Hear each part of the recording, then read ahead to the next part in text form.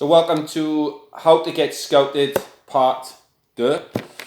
We covered a number of things in the first part, mainly pitfalls to avoid, which are chasing trials before you're ready, not committing to the training, to the lifestyle that's required to meet the standards that you need to meet to be part of a pro academy in the modern game. It's completely different to what it was, say, 20 years ago.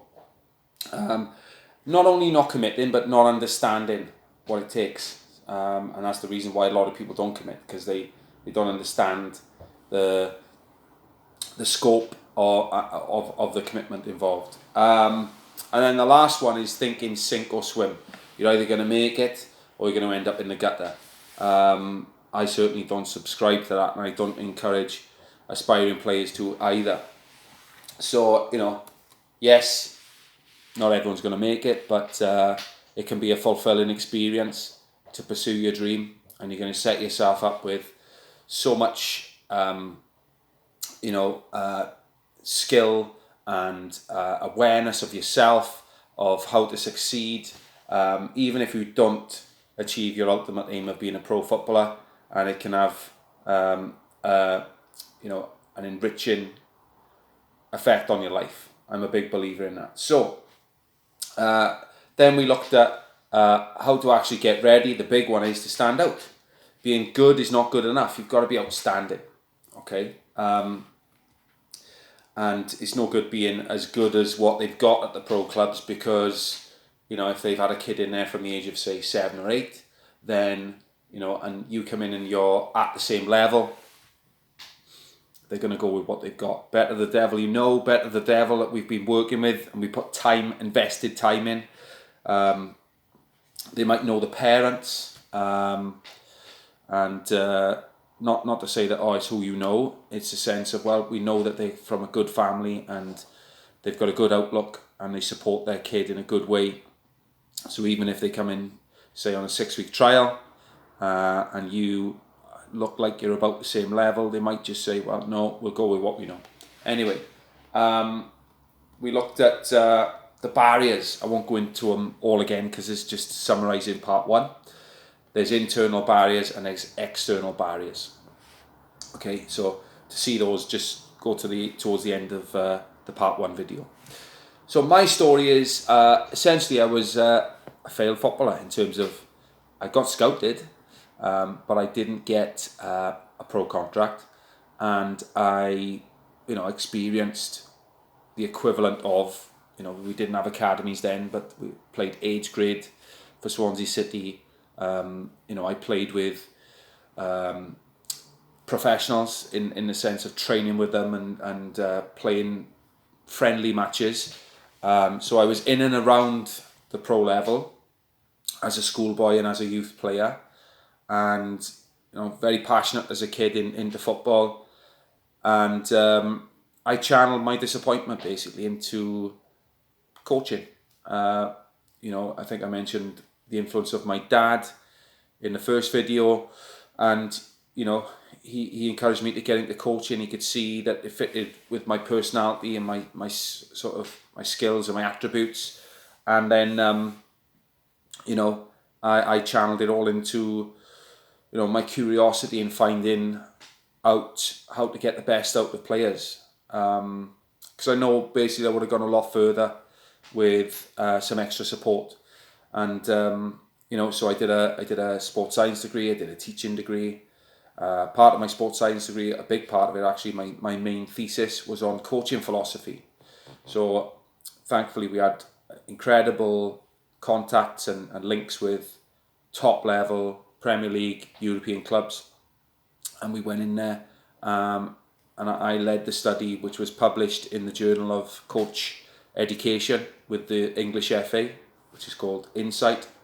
All the stuff they do is online now, but at that time they were publishing journals regularly. So I had 2 articles in there around that study on coaching philosophy. So like I say, I did teaching, and then I got into coaching at all levels, worked with Swansea City, and off the back of the work I did there with the Swans, I did some extra work as well, not just coaching the teams, but working individually with players, doing extra sessions with parents, because I believe the wider aspects of development can make all the difference. And at that time, that was a fairly new thing. So off the back of that, we're talking about, by the way, the wider aspects of how do we develop a kid's confidence? Are we really seeing the best in players on the training pitch in matches, or is there, are there other things we need to know about the kid, other things we need to know about the family, and are there skills we can help them develop around learning, around performing, that can help them perform at a higher level and more consistently? So that became my real focus. So off the back of it, quite a number of parents were asking, well, how do we continue this work privately? So that's where TCSA started. And over the last, well, if you include the time I was doing it part-time, then you're looking at 10 years now. We started officially as a limited company in 2012, but we were going for a couple of years before that, just over a couple of years actually. So we've had 26 players now that have been signed by professional clubs, and a lot more that have been scouted for trials, for development centres. So I want to help you navigate that that journey, basically. And when I say help you navigate, you're going to have to make the decisions for yourselves. I'm going to give you some guidelines that are based on the 20 odd years of coaching experience I've had and seeing players go along that pathway.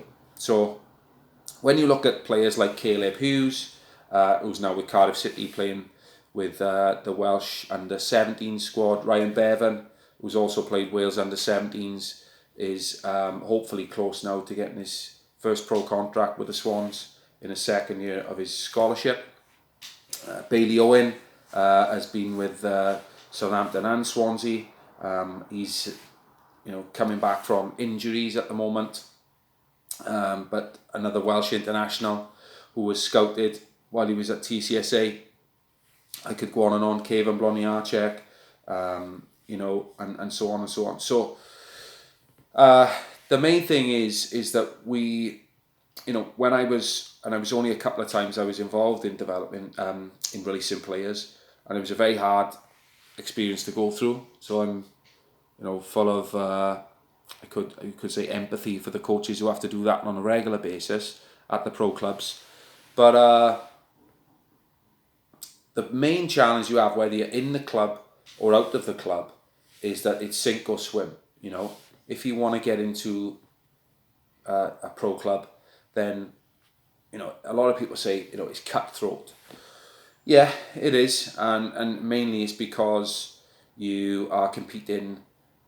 It's not about how nice you are as a person. It's not about how good you are in all aspects.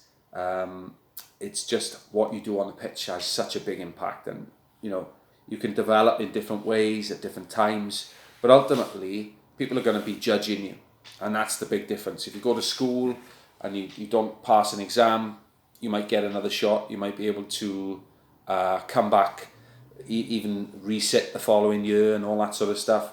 But in football, you don't always get the second chance. Sometimes you do, but the window of opportunity is small compared to other walks of life. You can come back. If as a business person, you can have failure after failure after failure and come back. So that's the first thing, is you've only got that small window of opportunity, and that's why one of the reasons why clubs start so young, is because the earlier you start with football, it's a very specialised skill. It needs a lot of coordination, especially with the ball skills aspect. The game understanding is important, probably not as much as the ball from a young age. But what players need is a consistent level of support, and that's a big part of what we provide. So that's the first thing I would encourage you to do, is get support from people who've been there and done it. They've taken players from where you are now to where you want to be. And whether that's with us at TCSA or with someone else, I can't urge you strongly enough to do that. And it's amazing how many people do it where they go to people who don't have a track record, they don't have the experience of working at a pro academy, so they don't necessarily know exactly what it's all about. So, there are people out there who can help in that respect. And then it's looking at everything that can accelerate your development as a player and as a human being. Because, as I've said many times, walking into a pro club on a trial, it's not just about what you can do with the ball. It's how you are as a person. Can you look everyone in the eye as you walk into that dressing room? Can you shake hands? Can you feel good in your own skin? Can you perform, almost on demand? Everyone, we're human beings, so not even the best players have ups and downs, but getting scouted and then, as I've said in the past, it's not just about getting scouted, it's about being able to stay there. Because let's be honest, getting scouted is quite common. Certainly these days, pro clubs are looking at, there's a lot more kids who've been scouted now from a young age than they were, say, 20, 30 years ago, because they didn't pick kids up until they were in their teens, in years gone by. But now the kids are getting picked up 5, 6, 7, 8 years of age and so on. So anything that we can do to accelerate your development as a human being and as a player is worth looking at. So your ball skills, your game understanding, your team skills, your physical development, your what we call self-mastery, so your psychology, your confidence, your attitude, your focus, your self-discipline, that really is, in my experience, the number one thing that makes or breaks a player, as well as the team skills aspect. Because, if you're getting the right coaching and you're putting enough practice in, so that's the first thing, are you anywhere near what the pro clubs are doing? Because if a kid's in there from 5, 6, 7, stays there all the way through, they're going to be getting about somewhere between 8 and 10 hours a week, somewhere around that. So if you're just doing local football, maybe one other session, and you're having games on the weekend and nothing else, then you're going to be quite some way behind. So you need to find a way to up your hours a bit. And that's where we come into the commitment of the parents, because it is a huge commitment. And what I find, all I can tell you, is the players that have done really well, got scouted and stayed in pro clubs, the whole family embraced the experience. The whole family enjoy following and supporting their child in pursuing their dream. It's not something that they're torn about, and they understand the pitfalls. They understand that it might not work out exactly as they want, but they're prepared for that. Whereas I see and talk to a lot of families that aren't prepared for that. So I think it's really worth sitting down as a family and discussing that. And like I say, we get I hear comments a lot like, oh, you only get one childhood, and they're not ready for it. And the fact is, some kids are ready for it because they love it. They love playing, they love learning, they want to stretch themselves as much as they can, and they just go for it. And that's always a joy to see. When I think of Caleb, who's coming into training with us, he used to skip into training, and I wouldn't say he loved learning in the very beginning, because he just wanted to play, and that was great. So we had to work around, making the games and the training fun for him and engaging, but at the same time making sure he learned. And that's a skill that a coach needs for a lot of players, especially young players. But even with older players, that's a skill that's useful. So where was I? Yeah, so players going in to pro clubs, it's about embracing it. It's about seeing it as an opportunity. It's about seeing, well, I'm gonna get to train it should still be child friendly, and as far as I'm aware, the pro clubs are much more aware of that these days. And at the same time, I'm gonna get the opportunity to achieve excellence, and that's what it is. It's not like doing a stadium tour at the pro, like going to Man United and going around and doing a stadium tour. You aren't a tourist. You're part of the team. With that comes responsibility. A lot of people use the word sacrifice, and sometimes I use it as well. But I would also question whether it is a sacrifice, because going into a pro club, it's a choice. It's a choice between something you want and something you want less.